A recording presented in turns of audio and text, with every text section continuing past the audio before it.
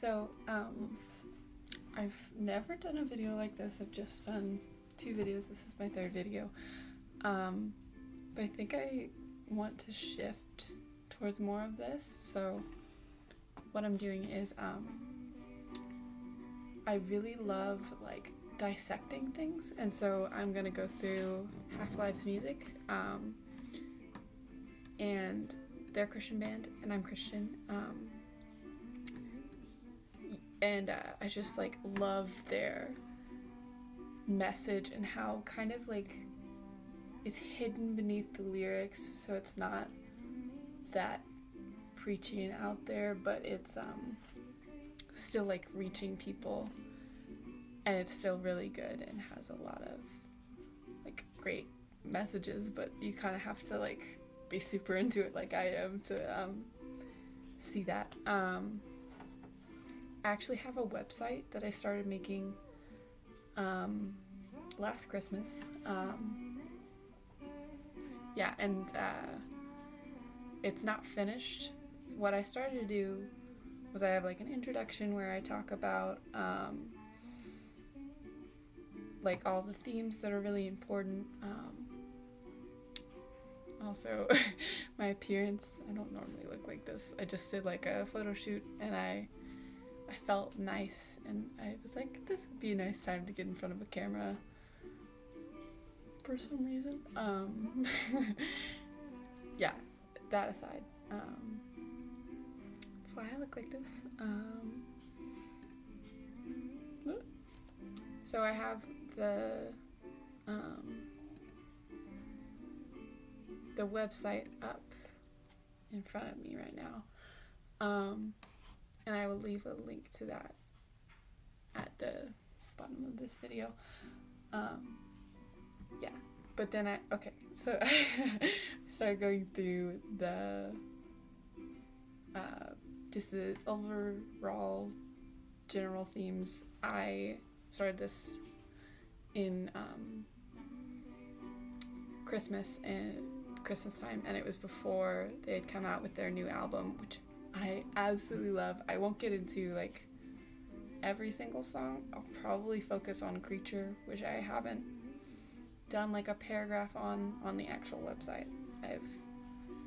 It's going through Now Not Yet, and I forget how many songs there are. I think Creature is the last one, so there's 13 songs. And I went through and I put the music video if there is one, or a lyric video if there is one, because I feel like that's kind of important to, like, if they're trying to say something more, they might put it in the music video. I did not talk about it a lot in the paragraph, to my knowledge. I really need to reread this.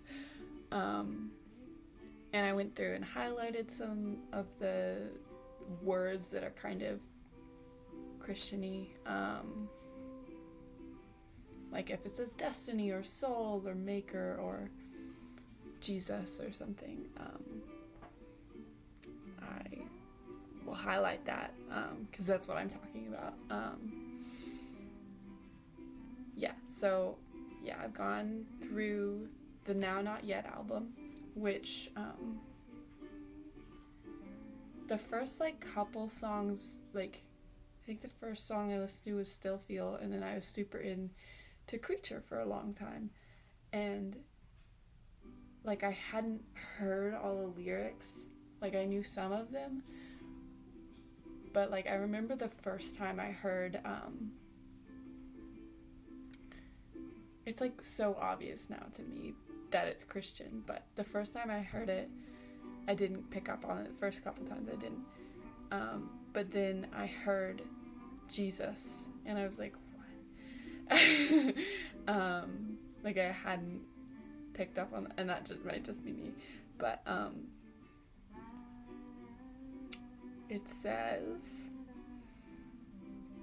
so it starts with, it's like kind of the part where he starts speaking in the song, like he's not really singing. It's like a shifting point in the song. It starts, Death and resurrection life, my body is a sacred note, sung between the flesh and hope, my dirt transformed within a breath. Yeah, I'm gonna dissect that little part. Death and resurrection life, there's a lot. Death and resurrection, we're being brought back to life through Jesus. My body is a sacred note, sung between the flesh and hope. My dirt transformed within a breath. I'm going to take those three together. So if we're taking the Genesis creation story, then God breathed life into man from the dust. So viewing it as like music, like God breathed a sacred note and made me into existence. And then my dirt, like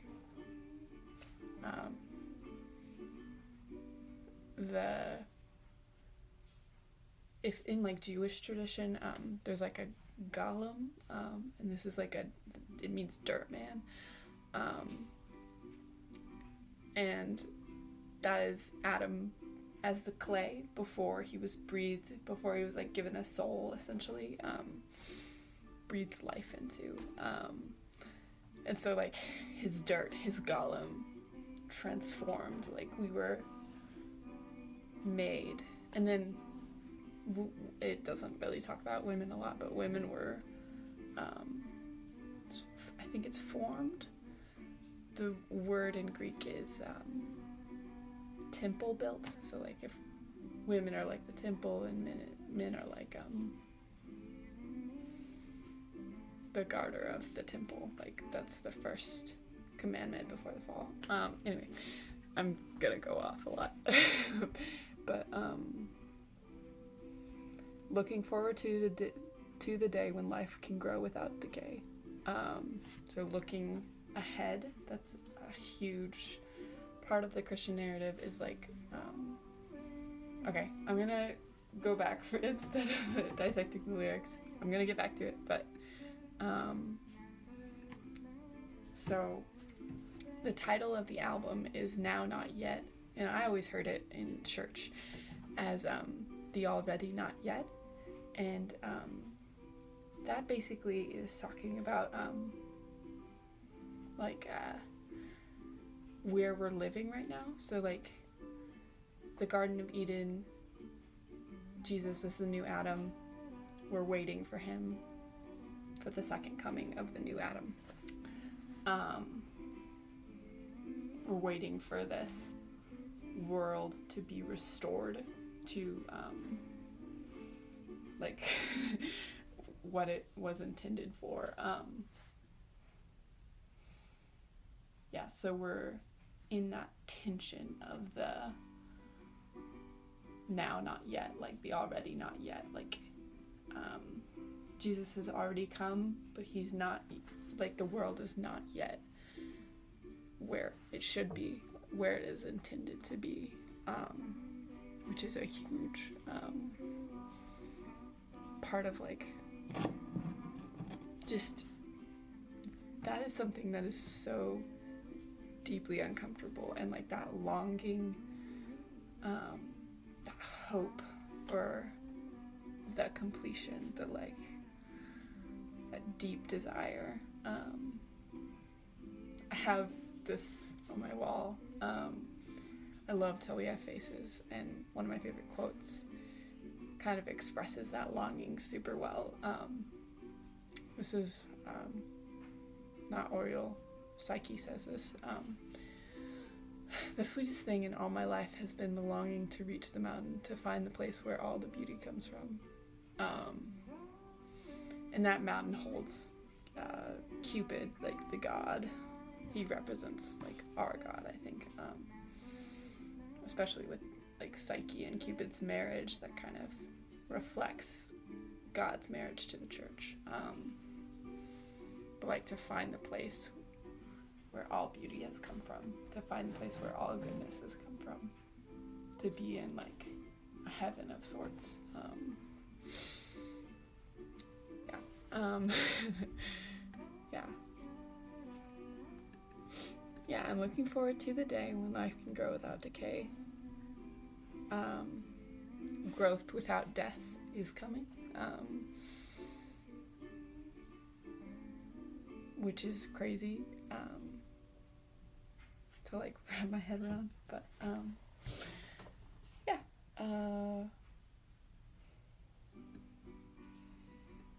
Humanity is not alone when Jesus Christ is on the throne. There's the idea that God is always with us. The Holy Spirit dwells in us. Jesus died for us. Yeah. And he is the great ruler, the king that Israel desired, but God wasn't good enough. They wanted a human king. Jesus fulfills so much of like our wishes. Like I just read Job, and I don't remember the verse, but it's in Job somewhere, where he talks about like when he's cursed and he's complaining, and he's kind of like going off. He's saying that he doesn't understand why God would punish him. Like he's letting Satan test him. Why this would happen to him if God hasn't become flesh. Like, who are you to do this? You have not become flesh. But of course, Job is in the Old Testament, so that's before Jesus. But Jesus fulfills that coming into the flesh and becoming human to like empathize and I might say this word wrong. I probably will. Splanknizema? Splonknizema. It's a Greek word and it's translated compassion normally, but it means like gut feeling. Like Jesus felt in his body a feeling because he's an embodied person. And that was about Lazarus. Like, even though he knew Lazarus was going to come back, he's God. He still felt that deep regret, like that gut compassion. That I just think that's beautiful.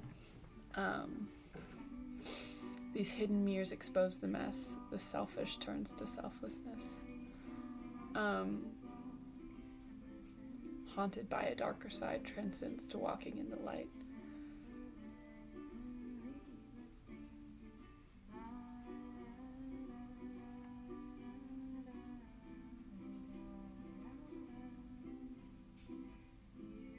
Wait, I was...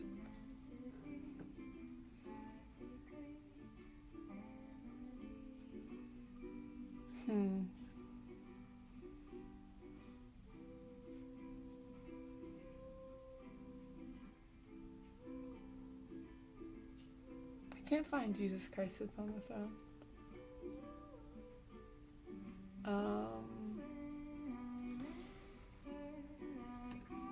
I think I have it written.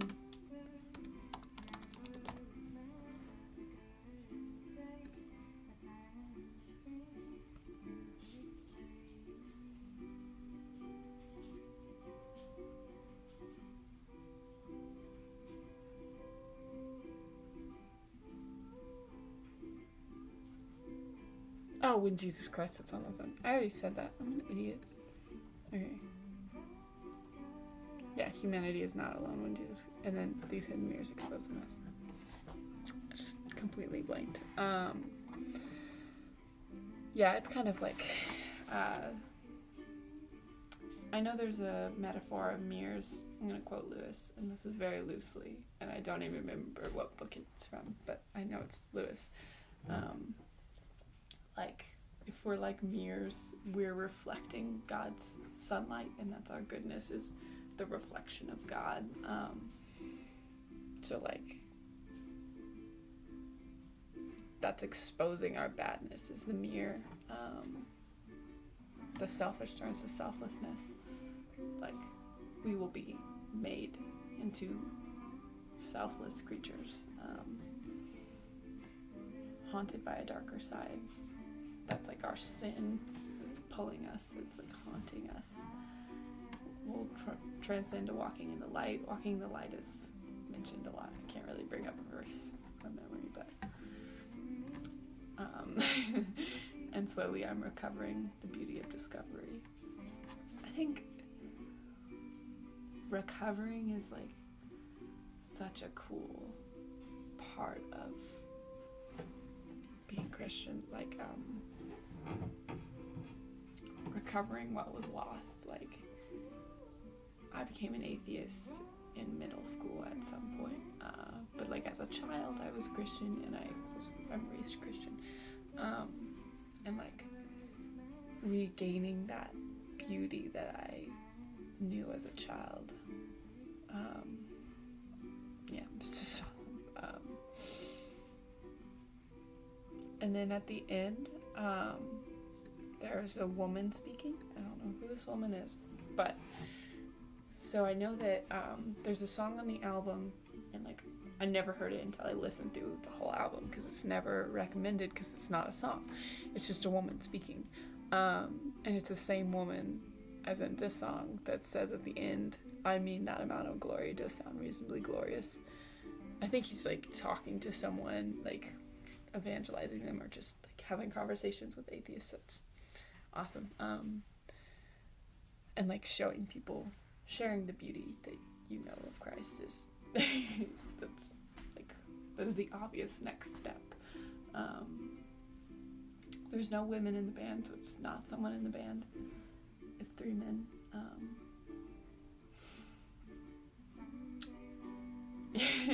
I have no idea who it is. I have not looked it up or anything. I've just noticed that it's the same woman talking in The Notion. Let me pull up The Notion. So The Notion is like a 30-second long clip of a woman speaking. And she's speaking in a very hushed tone, like she is in this. So what she says is, "I was a little bit surprised when you told me that everybody on your tour had faith. I find it so rare meeting people that are young and do believe here. I think it's why I find it so much easier to even speak about these things when I'm in different places. Like, even in Europe, like real Europe, not England Europe, the notion of it is more around."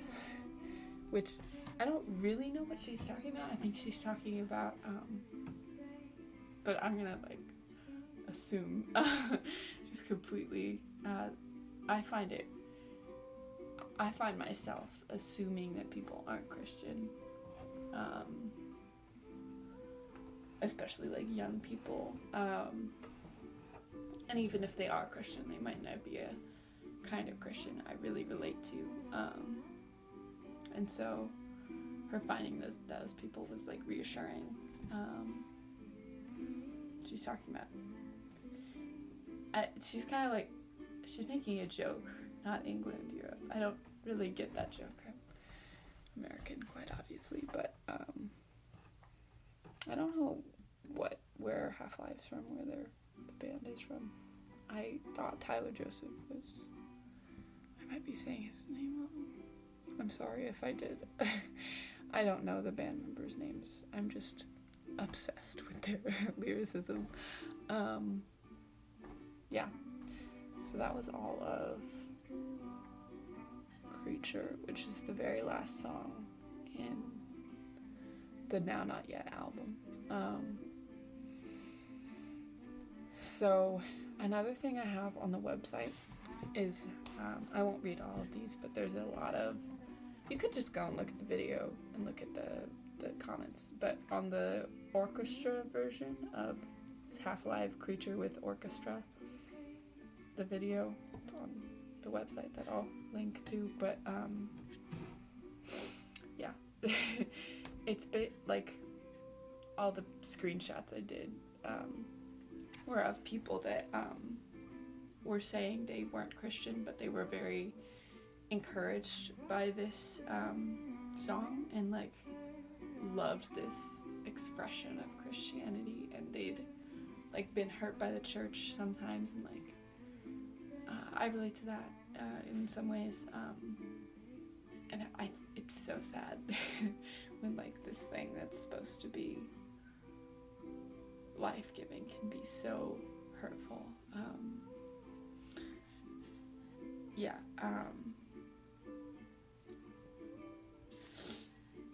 So like all the screenshots I have are, I'm not religious, but I love this song for its genuine expression of faith.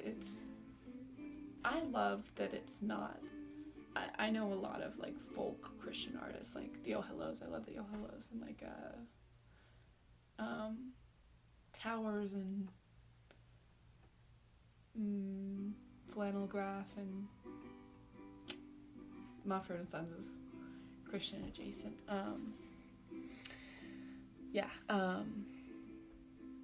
Just their power to evangelize, because you don't hear them and think, oh, this is a Christian song. You see it, and you see something different. It's like not folk, it's not pop, it's indie kind of, like it's a different genre, and I think its power to evangelize is apparent, and I've shared it with a lot of people at my Sunday school, like, and they love it, like most of them, and it's just like so cool. And like another thing about them in general is just like their music videos are so creative and like expressive, which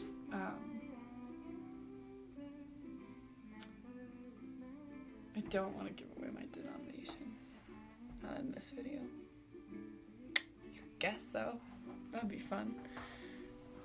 I'm Reformed. That's kind of obvious, I think. But one of the things they do that's a little outside of what my denomination normally does, as a way to avoid the second commandment, do not make an image of God, like kind of to avoid that, you can't go too far and not express this like beautiful thing. And I'm very glad that this exists, and I don't think they're actively forsaking the second commandment. And the way they move and express worship is something I'm not used to in like worship services, and I'm not gonna say my opinion, but I love that they have that. I think that expression is so beautiful, and like I relate to it a lot. Like moving, being embodied in Christ is something that's very important. Like dancing and expressing joy, that's in the Bible a lot. It's like singing and singing and just expressing the joy of God, and expressing doubts and wrestling and all these things.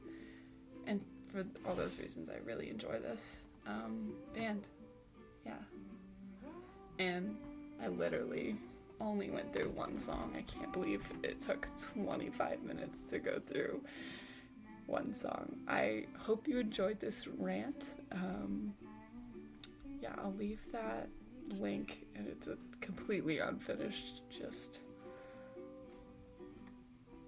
thing that I made on like Google Sites. So don't expect a lot.